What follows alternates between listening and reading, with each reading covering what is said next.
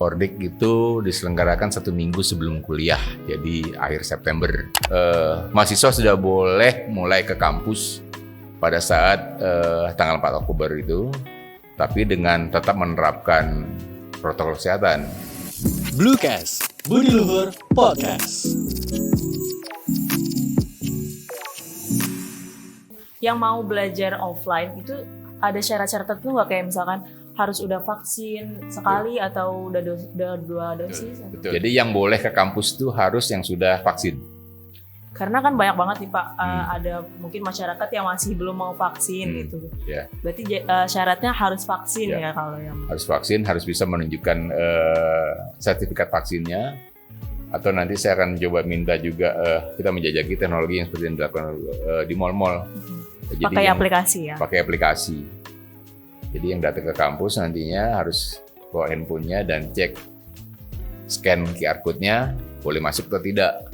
Kalau di mall kan udah jelas aplikasinya udah established, udah mature. Jadi yang tidak yang ditolak oleh aplikasi ya berarti nggak boleh masuk kampus. Kuliahnya online. Mudah-mudahan semua mahasiswa Budi Luhur, karena kita jadi sentra vaksinasi, tidak ada alasan untuk tidak vaksin dan alasan tidak punya tempat atau tidak pernah punya kesempatan untuk vaksin, kecuali yang di luar kota, yang pulang kampung, atau yang memang secara medis dilarang untuk vaksin. Ya. Jadi harapan saya semua mahasiswa Budi Luhur sudah divaksin. Dan macam-macam rumors atau hoax yang mereka dengarkan di luar, itu yang mudah-mudahan tidak terjadi di mahasiswa Budi Luhur. Semoga mahasiswa Budi Luhur pinter-pinter ya. Cerdas dan berbudi luhur gitu kan. Nah, ada pertanyaan lagi nih yang ramai dari Butizen soal beasiswa nih Pak. Ya. Karena kan kemarin-kemarin pada ribut potongan biaya. Dan mungkin bisa dialihkan di beasiswa ini. Nah, di Universitas Budi Luhur itu ada nggak sih Pak program-program beasiswa gitu? Program beasiswa banyak, kan ada program beasiswa akademik, ada program beasiswa non-akademik. Nah, namanya program beasiswa kan berarti ada syaratnya. Syaratnya ya itu prestasi. Prestasi akademis maupun prestasi non-akademis. Misalnya prestasi olahraga, pernah berprestasi juara misalnya katakanlah lomba seni ya, itu yang kita pertimbangkan untuk mendapatkan beasiswa dengan gradasinya. Ada yang full sampai yang berapa persen, itu yang kita berikan. Dan kemudian sekarang ini kita mungkin kalau bisa saya informasikan, sejak tahun 2004 kita punya program namanya Beasiswa Nusantara. Itu adalah program beasiswa yang diberikan kepada putra-putri daerah yang ada di luar sana, di luar Pulau Jawa, misalnya Sumatera, di Kalimantan, Sulawesi, Papua, Maluku, dan sebagainya, ataupun di Jawa Tengah dan Jawa Timur.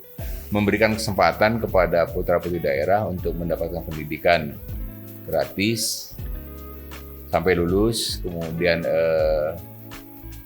dapat biaya uang saku, tempat tinggal, dan sebagainya. Tapi dalam hal ini, kegiatan Beasiswa Nusantara itu adalah kegiatan beasiswa yang semacam bakti atau pengabdian Budi Luhur kepada seluruh anak bangsa agar mereka punya kesempatan untuk mengenyam pendidikan tinggi, walaupun dari sisi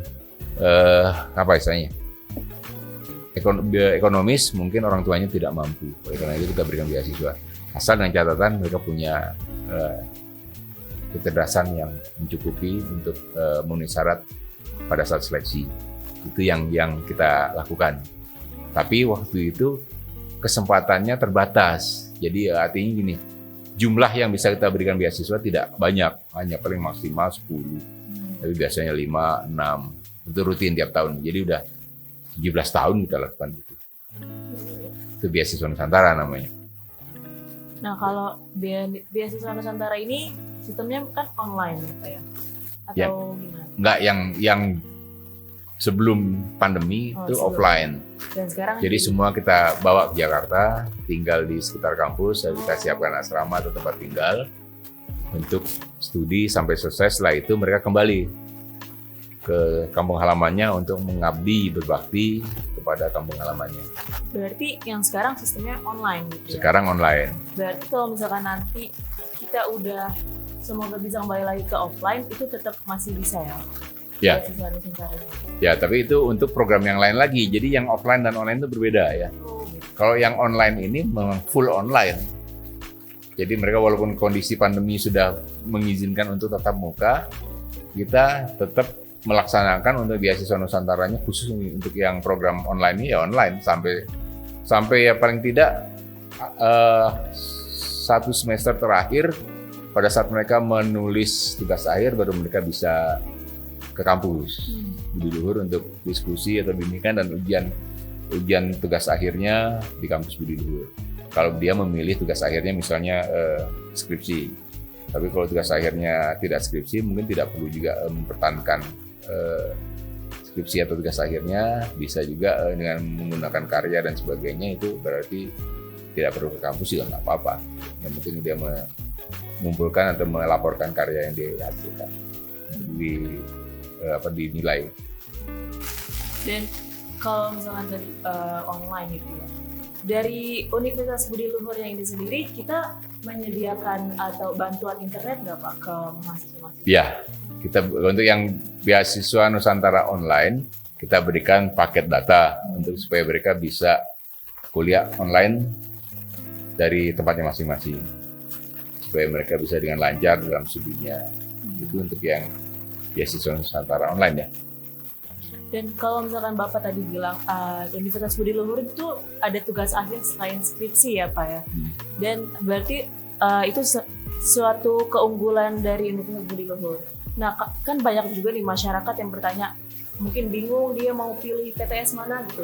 Nah dari Universitas Budi Luhur ini sendiri ada nggak keunggulan-keunggulan yang lain gitu dari PTS-PTS lain? Oh banyak. Pertama ada seperti yang tadi ya, bahwa tugas akhir atau karya akhir dari mahasiswa itu tidak harus berupa skripsi, tapi bisa berupa karya. Karya itu sebuah proyek, bisa juga berupa publikasi. Artinya dia menulis sebuah artikel atau paper dari hasil sebuah penelitiannya dia dan kemudian dia publikasikan di jurnal yang ada di Indonesia ataupun di luar negeri. Nah itu sudah dianggap sebagai sebuah nilai kelulusan. Yang kedua adalah Budi Luhur adalah sebuah universitas yang lokasinya juga strategis, mudah dijangkau, dicapai dari sudut manapun di Jakarta ini dengan menggunakan busway, karena kampus Budi Luhur depan kampusnya ada terminal busway yang dengan biaya 3.500 dari seluruh pelosok Jakarta bisa dicapai dengan nyaman dan nggak pakai macet, karena jalur 13 ada jalur yang punya jalur sendiri di atas sehingga anti macet. Terus kurikulumnya juga kekinian dan dosen-dosennya juga asik-asik gitu kan. Dan kita dalam hal ini mempersiapkan mahasiswa itu tidak hanya cerdas saja tapi juga punya akhlak yang mulia, cerdas dan berbudi luhur itu. Sehingga ada materi khusus mata kuliah wawasan budi luhur dan aplikasi wawasan budi luhur yang mengajak mereka untuk melatih menjadi orang yang menerapkan nilai-nilai keluhuran. Kita kasih simpati dan empati, suka menolong, sabar, sopan santun dan sebagainya. Itu hal-hal yang kita kedepankan agar nantinya pemimpin-pemimpin yang dihasilkan oleh budi luhur adalah pemimpin-pemimpin yang punya karakter yang cerdas dan berbudi luhur. Itu kira-kira. Nah, pertanyaan terakhir dari saya sebenarnya. Yeah. Bukan pertanyaan sih, kayak mungkin ada yang mau Bapak sampaikan tips-tips buat mahasiswa kita nih Pak, buat biar jadi mahasiswa yang cerdas dan berbudi luhur, yang berprestasi, dan pesan-pesan untuk mahasiswa kita biar semangat gitulah dalam belajar di masa-masa pandemi. Oke, satu hal yang Anda harus ingat, bahwa sebagai seorang manusia kita ditugaskan, diberikan amanah oleh Tuhan Yang Maha Esa untuk menjadi orang yang bermanfaat, ya kan? Orang yang bermanfaat berarti orang yang punya ilmu, yang punya kemampuan, sehingga bisa memberikan hal-hal yang terbaik bagi masyarakat maupun makhluk sesama ciptaan Tuhan. Dengan ilmu, dengan pengetahuan, dan dengan dasar akhlak yang baik, tentu pasti itu bisa direalisir. Nah, Bagaimana tipsnya? Tipsnya adalah pertama, kita untuk jadi orang baik, untuk menjadi orang yang bermanfaat, kita harus punya norma-norma atau punya sikap yang memenuhi nilai-nilai keduluran. Selain cerdas ya. Nah, untuk kecerdasan kita belajar. Nah, belajar itu tidak hanya belajar dari di ruang kelas saja, tapi kita bisa belajar di luar ruang pengalaman.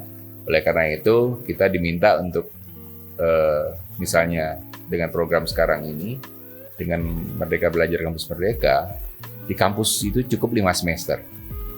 Sisanya 3 semester itu Anda cari di luar, bisa di industri, bisa di masyarakat, ya, bisa di daerah terpencil, bisa di sekolah dan sebagainya. Itulah Anda yang harus manfaatkan kemampuan terus pengetahuan Anda untuk Anda terapkan pada saat masa sebagai mahasiswa, sehingga itu melatih kita. Yang kedua adalah belajar itu, kalau misalnya sekarang ini kita tidak bisa ke kampus karena ada pandemi ini, kita harus tetap belajar melalui jalur-jalur yang lain, misalnya dengan melalui online. Ya. Dari online itu, kalau misalnya materi yang ada di kampus sudah selesai, Anda cari aja materi yang ada di luar. Banyak sekali materi-materi yang bermanfaat ya, bukan yang tidak bermanfaat. Karena yang tidak bermanfaat itu banyak sekali beredar di internet. Ya. Jadi yang bermanfaat, yang bisa jadi bekal untuk Anda nanti terjun ke masyarakat menjadi orang yang berguna. Itu yang paling penting yang harus Anda lakukan, membekali diri sendiri melalui upaya inisiatif sendiri, dengan self-paced, dengan kecepatan dan kemampuan sendiri, tapi nantinya menjadi sebuah bekal yang Anda bisa gunakan, Anda bisa terapkan di masa depan, baik bagi diri sendiri, keluarga, maupun bagi masyarakat. Bentuk ilmu apapun, karena di Universitas Budi Luhur kan ada 5 fakultas.